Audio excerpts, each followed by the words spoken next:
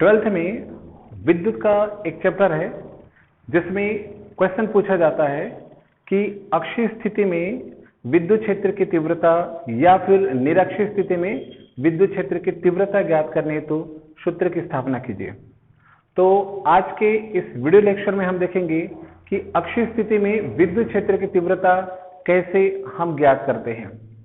इसके लिए सबसे पहले समझना होगा कि अक्षीय स्थिति किसे कहते हैं। अक्षीय स्थिति जानने से पहले आपको ये जानना पड़ता है कि वैद्युत द्विध्रुव किसे कहते हैं या फिर वैद्युत द्विध्रुव आघूर्ण की परिभाषा क्या है। अगर आपको ये नहीं मालूम है तो आप मेरा जो पिछला वीडियो लेक्चर है वैद्युत द्विध्रुव और वैद्युत द्विध्रुव आघूर्ण किसे कहते हैं, इसको आप जाकर के देख सकते हैं। इसका जो लिंक है मैं डिस्क्रिप्शन बॉक्स में दे दूंगा, क्योंकि उसको जब तक आप समझोगे नहीं तो वो ये जो अक्षीय स्थिति वाली चीज है वो अच्छे से क्लियर होने वाली नहीं है, इसलिए उसे एक बार जरूर देख लेंगे। तो आइए स्टार्ट करते हैं हम लोग। अक्षीय स्थिति किसे कहते हैं सबसे पहले अपन समझ लेते हैं। देखिएगा उसकी परिभाषा जानने जा रहे हैं अपन लोग। देखिएगा मान लीजिए हमारे पास वैद्युत द्विध्रुव है ए और बी, अपने पास वैद्युत द्विध्रुव है ए और बी। इस पर मान लीजिए प्लस की आवेश स्थित है ए पर और बी पर मान लीजिए माइनस की आवेश स्थित है। तो इन दोनों ध्रुवों को मिलाने वाली जो रेखा रहती है वह क्या कहलाता है? द्विध्रुव अक्ष कहलाता है। द्विध्रुव अक्ष कहलाता है। तो ये वैद्युत द्विध्रुव है, इन दोनों ध्रुवों को ये जो मिलाने वाली रेखा है उसको हमने क्या बोलते हैं? द्विध्रुव अक्ष। अब इस द्विध्रुव अक्ष को मैं आगे की ओर बढ़ा रहा हूं, मैं ये देखिएगा आगे की ओर कितना भी बढ़ा सकता हूं मैं इसको, ठीक। अब जब मैंने इस द्विध्रुव अक्ष को आगे की ओर बढ़ाया तो इस बढ़ाए गए द्विध्रुव अक्ष के कहीं पर मैं कोई बिंदु ले लेता हूं मैं, तो इन सारे बिंदुओं की जो स्थिति रहती है वो क्या कहलाती है? अक्षीय स्थिति। फिर से देखिएगा इस बात को समझते हैं। ये वैद्युत द्विध्रुव अक्ष है, इस द्विध्रुव अक्ष को मैंने आगे की ओर बढ़ाया तो इस बढ़ाए गए द्विध्रुव अक्ष पर कहीं पर भी आप बिंदु ले लीजिए, वो बिंदु क्या कहलाएगा? उस बिंदु की स्थिति क्या कहलाएगी? अक्षीय स्थिति में कहलाएगी। और ये बात आप इस तरह भी कह सकते हैं, द्विध्रुव अक्ष को आप इधर भी बढ़ा सकते हैं, ऐसा कोई प्रॉब्लम नहीं है कि इधर ही बढ़ाना आपको। अब इस बढ़ाए गए द्विध्रुव अक्ष में कहीं पर भी कोई बिंदु ले लीजिए तो इन बिंदुओं की स्थिति क्या कहलाएगी? अक्षीय स्थिति में कहलाएगी। अर्थात बढ़ाए गए अक्ष पर कहीं पर भी आप बिंदु ले लेते हैं तो इन बिंदुओं की स्थिति को हम क्या बोलते हैं? अक्षीय स्थिति में कहते हैं। हाँ, लेकिन आपने कोई बिंदु यहाँ ले लिया, यहाँ ले लिया, यहाँ ले लिया तो वो अक्षीय स्थिति में नहीं कहलाने वाला। क्यों? क्योंकि आपने इन बिंदुओं को बढ़ाए गए अक्षों पर नहीं लिया है। तो ये है अक्षीय स्थिति। अभी डेफिनेशन देखेंगे इसका। अक्षीय स्थिति को हम क्या बोलते हैं? अनुदैर्घ्य स्थिति भी कहते हैं। अनुदैर्घ्य स्थिति, अगर आपने 11th में पढ़ा होगा अनुदैर्घ्य अनुप्रस्थ, तो ये उसी के रेफरेंस में लिया गया है। अनुदैर्घ्य की स्थिति भी और अक्षीय स्थिति भी लगभग सेम होती है, इस कारण से अक्षीय स्थिति अनुदैर्घ्य स्थिति सेम चीज है। तो आइए अच्छे से डेफिनेशन देखते हैं हम लोग। अक्षीय स्थिति किसे कहते हैं? देखिएगा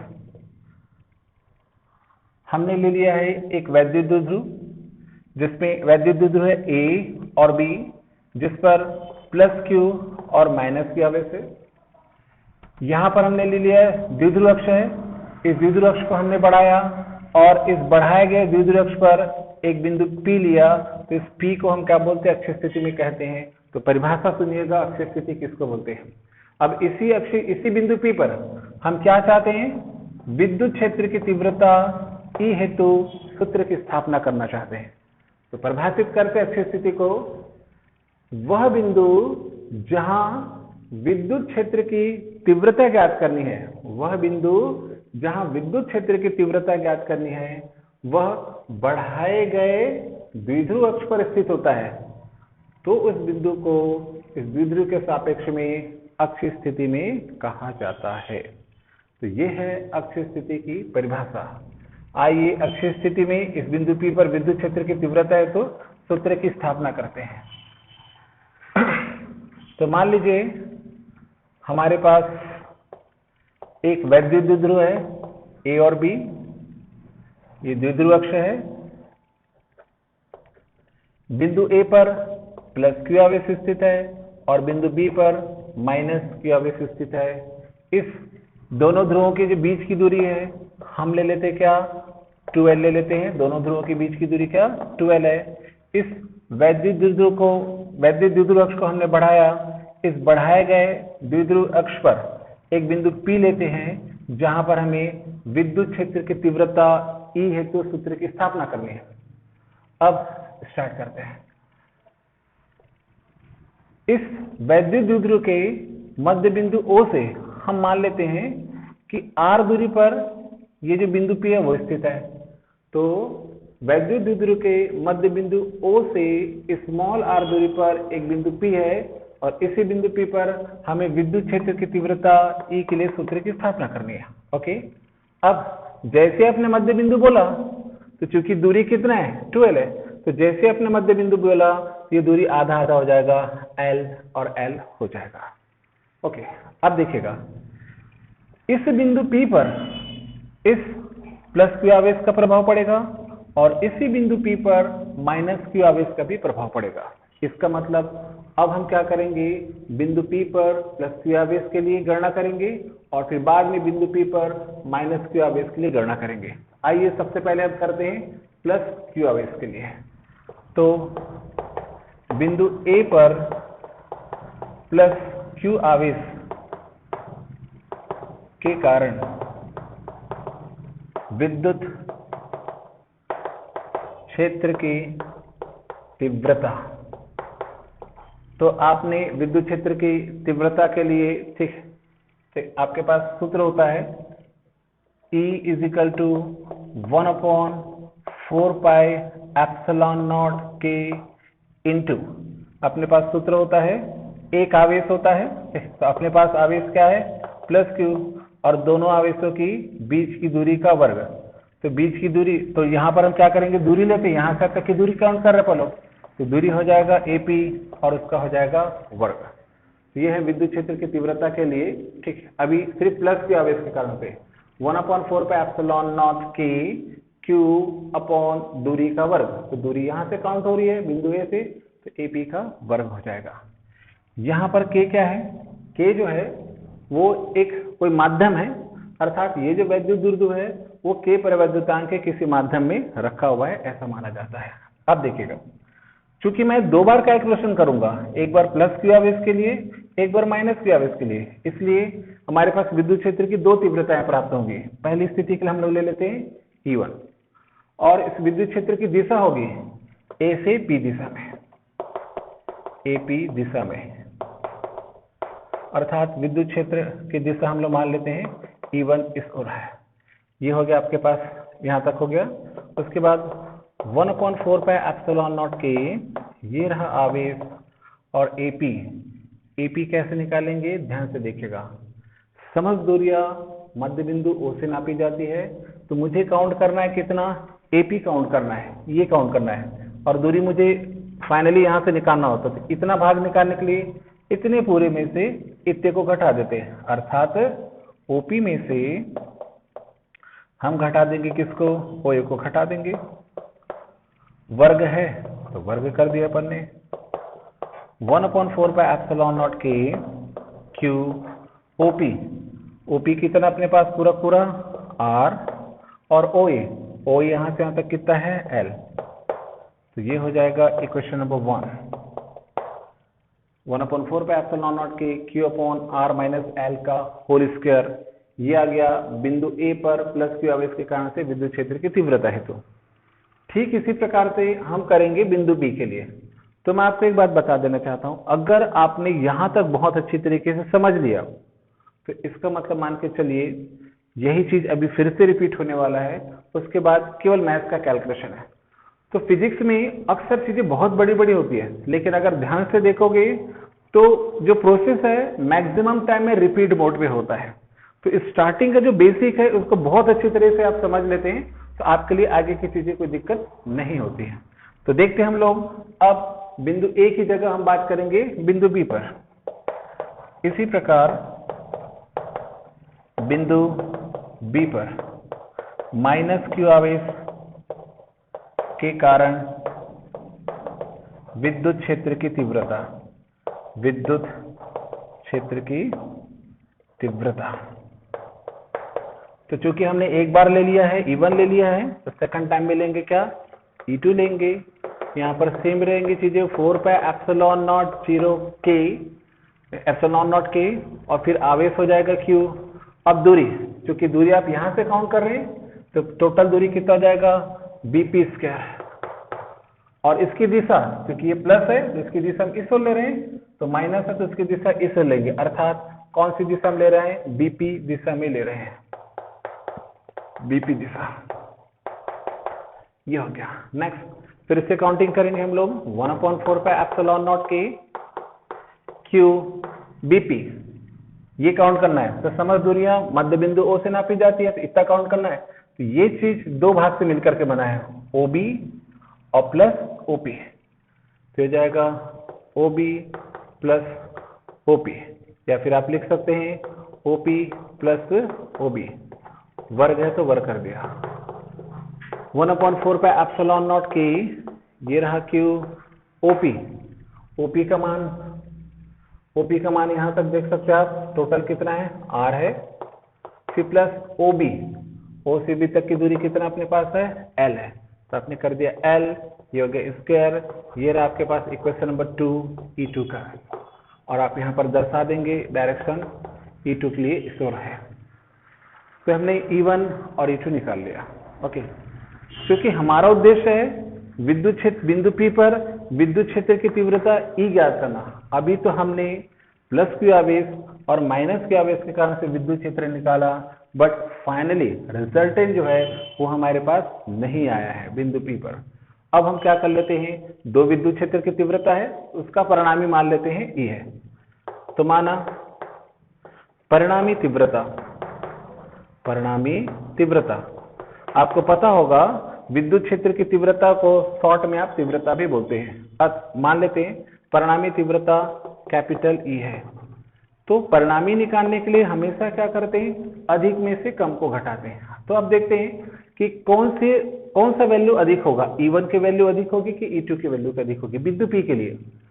तो बिंदु P के समीप में बिंदु A स्थित है, इसलिए प्लस Q आवेश का जो प्रभाव है वो बिंदु P पर पड़ेगा, और प्लस Q आवेश के कारण से विद्युत क्षेत्र की तीव्रता जो है वो स्वभावतः ये दूरी पर स्थित है, तो स्वभावतः E1 का जो इफेक्ट है वो बिंदु P पर ज्यादा पड़ेगा। फिर से देखेगा, परिणामी निकालने के लिए अधिक में से कम को घटा दिया जाता है। तो हमको ये देखना है कि E की वैल्यू अधिक है कि E2 की वैल्यू अधिक है।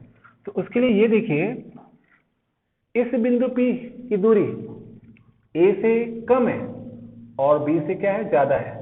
तो ज्यादा अधिक दूरी पर रहेगा तो तीव्रता क्या हो जाएगी, E2 का कम हो जाएगा, और P जो है A के करीब है, तो करीब होने के कारण से इसके कारण से जो विद्युत क्षेत्र की तीव्रता E1 प्राप्त हुआ है उसकी वैल्यू अधिक होगी। तो हम परिणामी निकालने के लिए अधिक वैल्यू में से क्या करेंगे, कम वैल्यू को घटा देंगे, तो E1 माइनस क्या करेंगे, E2 कर देंगे। आप यहां से अलग से सेंस कर सकते हैं, क्योंकि E1 is less than E2, अतः E बराबर आपके पास आ जाएगा E1 माइनस E2। उसके बाद केवल मैथ्स का कैलकुलेशन है, इसमें अब ज्यादा बातें नहीं रखी। मैंने बताया था अगर इक्वेशन नंबर 1 तक आपको अच्छी तरह से समझ में आता है तो फिर दिक्कत नहीं होती है। चलिए वैल्यू पुटअप करना है बस। E1 का वैल्यू आपके पास मिलेगा 1/4 pi epsilon naught K into Q upon R minus L का होल स्क्वायर। ये माइनस है, यहाँ पर माइनस कर दिया हमने। E2 का वैल्यू है 1/4 पाई एप्सिलॉन नॉट K, और ये रहा Q upon R plus L का होल स्क्वायर। अगर आप मेरे साथ वीडियो में बने हुए हैं तो क्योंकि मैं इसको मिटाने जा रहा हूं तो आप अपना स्क्रीनशॉट ले सकते हैं। चलिए आगे की चीजें देखते हैं। अब इसकी जरूरत नहीं है हमको, इसको मैं मिटा देता हूं।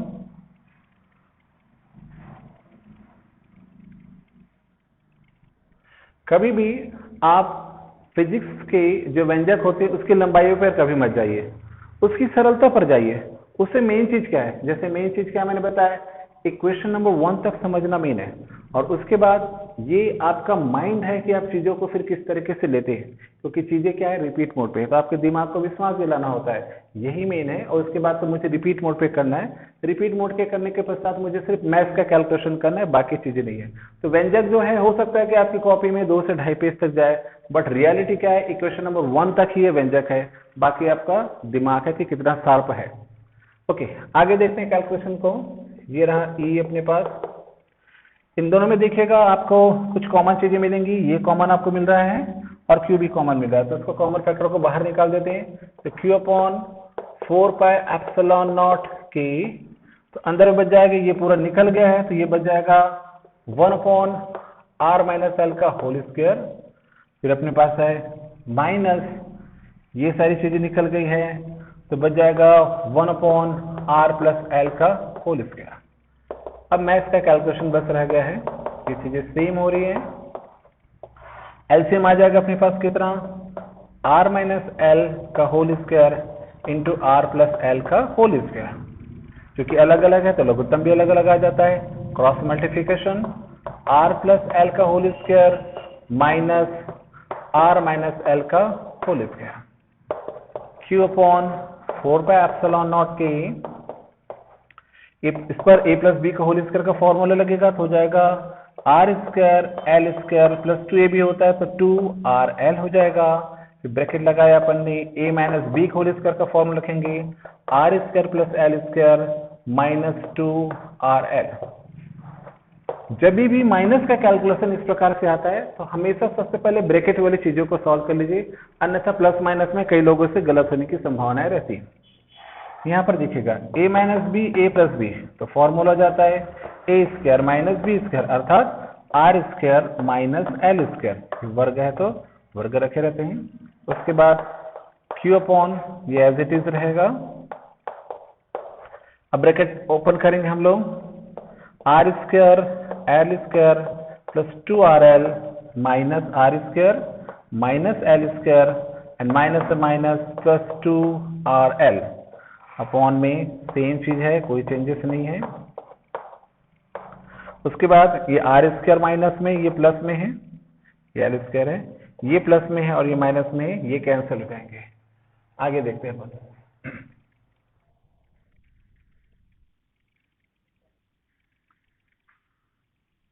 ओके, उसके बाद E is equal to q upon 4 pi epsilon naught k. उसके बाद देखिएगा अपने पास मात्र रह गया है क्या, ये अपने पास हो गया है 2 और 2 4 RL, नीचे में कोई परिवर्तन नहीं, r square minus l square पूरे की घात 2। आगे की चीजों को ध्यान से देखिएगा, मैं यहाँ पर इसको लिख रहा हूँ 1 अपॉन 4 पाई एप्सिलॉन नॉट के, ये लिखा क्यू और उसके बाद इंटू किया मैंने 12। हमारे पास राशि बच गई कितना, R बच गया है और कितना बच गया है मेरे पास 2 बच गया है। अब देखिए हमने ऐसा क्या किया है, पर देखिएगा इस 4 को मैंने तोड़ा 2 गुणित 2 में, Q को लिखा और उस जो 2 को मैंने तोड़ा था 12 बना दिया और R लिखा, मतलब सारी चीजें लिखी हैं। सिर्फ 4 को हमने 2 भागों में तोड़ा 2 गुणित 2 करके और उसको L के साथ एडजस्ट किया है, क्योंकि आपको पता होगा कि इसके लिए हमारे पास एक वैल्यू होता है Q इंटू 12, अर्थात एक आवेश और उन दोनों आवेशों के बीच की दूरी के गुणनफल को हम क्या बोलते थे, वैद्युत द्विध्रुव आघूर्ण, और उसे प्रदर्शित करते थे किससे, P से प्रदर्शित करते थे, इसलिए वो राशि आय करके हमने ऐसा तोड़ा। तो यहाँ पर हो जाएगा 2, कितने का वैल्यू हो जाएगा P, यहाँ पर R अपने पास आ गया R स्क्वायर एल स्क्वायर पूरे की घात 2 है। यह है विद्युत क्षेत्र की तीव्रता हेतु सूत्र स्क्वायर है, और इसका मात्रक जरूर लिखिएगा। आपको पता होगा विद्युत क्षेत्र की तीव्रता का मात्रक होता है न्यूटन प्रति coulomb. It is equation number 3। आप इसको 3 समीकरण दे सकते हैं। यहां तक का आपके पास एक सूत्र की आपने स्थापना कर लिया। आप इसी में देखिएगा कुछ चीजें परिवर्तन होंगी। वायुयान निर्वात के लिए आप सूत्र निकालना चाहते हैं तो वायुयान निर्वात में k का वैल्यू कितना रख दीजिए 1, तो E इज इक्वल हो जाएगा 1/4 पाई एप्सिलॉन नॉट, k का वैल्यू 1, तो चीजें हो जाएंगी 2pr upon r square minus l square पूरे की घात 2। ये भी आपके पास विद्युत क्षेत्र की तीव्रता के लिए सूत्र है। कंडीशन है वायु या निर्वात के लिए, मात्रक है न्यूटन प्रति कूलम। ये इक्वेशन नंबर आपके लिए 4। आप यहाँ तक स्क्रीनशॉट ले सकते हैं। आगे की चीज देखते हैं। सूत्र अपने पास आ चुका है, हम अलग अलग स्थिति के फॉर्मूले निकाल रहे हैं। आगे देखते हैं और क्या कर सकते हैं, इसकी जरूरत नहीं है अब। देखिएगा इसके बाद क्या कर सकते हैं। यहाँ तक कर लिया हमने, ठीक। होता क्या है, ये जो L का वैल्यू रहता है R की तुलना में बहुत कम होता है, क्योंकि R is more less than L, अर्थात R की जो L is more less than R। तो L का जो वैल्यू रहता है, मान रहता है, वो R की तुलना में बहुत कम होता है। तो L की हम क्या कर देते हैं, उपेक्षा कर देते हैं, या फिर L बराबर क्या ले लेते हैं अपन लोग, 0 ले लेते हैं। तो यहां पर देखिएगा, अतः आप यहां से भी ले सकते हैं। अतः समीकरण 3 से ये रहा E 1/4 पाई एप्सिलॉन नॉट के, अपने पास लिखा है 2p r। हम किसकी उपेक्षा करने जा रहे हैं, L की। तो L बराबर 0, तो L हट जाएगा, तो अपने पास हो जाएगा L की पावर, सिर्फ इतना बचेगा, तो 2 दूनी 4 हो जाएगा यहाँ पर। फिर यहाँ पर क्या होगा, 1/4 पाई एप्सिलॉन नॉट के 2p, ये r की घात 4 है और ये 1 है, तो 1 कट जाएगा, बाकी रह जाएगा कितना, 3। तो यहाँ पर हो जाएगा r की घात 3। ये है विद्युत क्षेत्र की तीव्रता के लिए अगेन एक फॉर्मूला, न्यूटन प्रति कूलम में। इक्वेशन नंबर आप 5 दे सकते हैं। फिर वही कंडीशन आप इसमें अप्लाई कर सकते हैं वायु या निर्वात में। वायु या निर्वात में, तो वायु या निर्वात में k इज इक्वल टू कितना लेता है अपन लोग, 1। तो इक्वेशन हो जाएगा अपने पास E is equal to 1/4 pi epsilon naught, k का वैल्यू 1 है, तो 2p अपॉन हो जाएगा r की पावर 3। अपने पास ये आ गया है इक्वेशन नंबर 6, न्यूटन प्रति कूलम। इस प्रकार से कह सकते हैं इक्वेशन नंबर 3, 4, 5 और 6 जो है अक्ष स्थिति में किसी बिंदु पर विद्युत क्षेत्र की तीव्रता ज्ञात करने हेतु सूत्र है। तो ये था विद्युत क्षेत्र की तीव्रता ज्ञात करने हेतु सूत्र। हमेशा मैंने बोला जब चीजें बहुत बड़ी होती हैं तो उसको शॉर्ट बनाइए, किसी ट्रिक बना करके पढ़िए। अगला जो वीडियो लेक्चर होगा मेरा, वो निरक्षीय स्थिति पर होगा। अगर ये वीडियो आपको अच्छा लगा तो प्लीज इस वीडियो को दूसरों तक शेयर कीजिए, लाइक कीजिए, ताकि मैं भी इस प्रकार के अच्छे अच्छे वीडियो आप लोगों के लिए बना सकूं। मेरे साथ बने रहने के लिए थैंक यू वेरी मच।